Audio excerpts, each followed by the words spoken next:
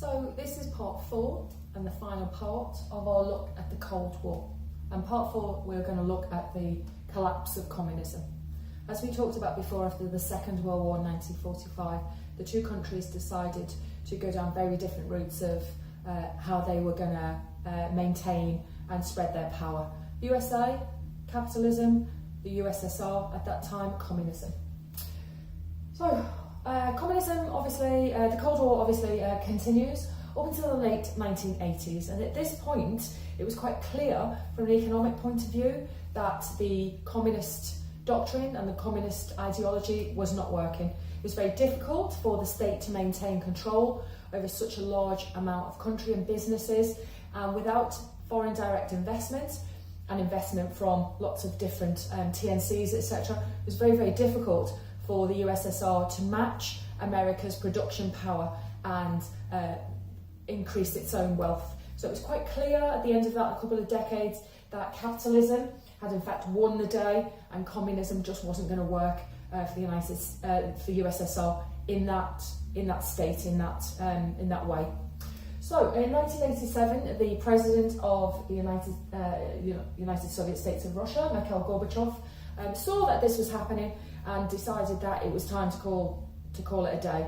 And so he decided to try and reduce arms and turn the USSR into a capitalist regime, stop spending so much money on the arms race and the space race, etc., with nuclear power and nuclear capabilities, and to try to improve the livelihood of a lot of people.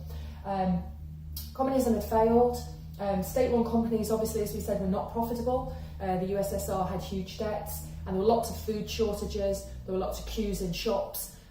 People were starting to turn against it because they saw that capitalism was working for the Western Europe and for the USA, but it wasn't working for them.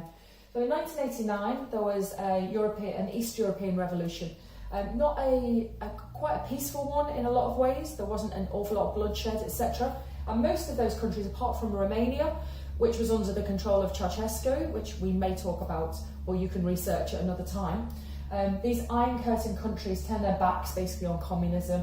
And the USSR, without that amount of money, because it wasn't making a lot of money, because it had state-run companies, was finding it harder and harder to keep those countries under control. A little bit the same as the British had done with the empire after the end of the Second World War. We just didn't have the money to maintain that control.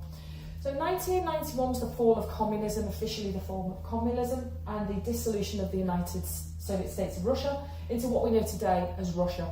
So the USSR, the states of Russia, which are Latvia, Lithuania, Ukraine, some of those Eastern European countries, were given independence and gained independence and set out to run as separate governments. And USSR became Russia. Capitalism had won the day, as we said, and Russia tried to follow capitalist regime, but a lot less successfully. Tried to follow a capitalist path, but it found it very, very difficult. It was very antiquated in terms of its machinery and its mechanisation. It had been run for decades and decades without investment. Its infrastructure wasn't great. Obviously, huge areas of eastern Russia were inaccessible, had very harsh climates, and a lot of the Russian people who were employed in the state, they lost their jobs. So Russia is kind of in disarray for a little while. It does have huge amounts of natural resources, got lots of oil and gas, as we discussed before, but really it's kind of the fall of this idea of communism, and Russia really from the 1990s onwards, even to today, trying to pick up that capitalist regime and trying to follow a capitalist economy. The USA is the hegemon obviously now, so we move from a bipolar power share to a unipolar power world at the present time, with the USA, because of its hard power and more increasingly because of its soft power, is the one true power.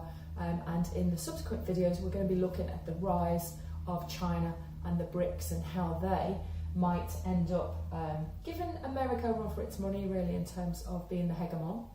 And now I'd like you to pause the video, and what we're going to look at is we're going to look at getting ready an essay question, which will look at power shift over time, where we can use our information from the British Empire and colonial lessons and talks that we've had, and also this idea of a unipolar world with the British Empire and a bipolar world with the Cold War, moving back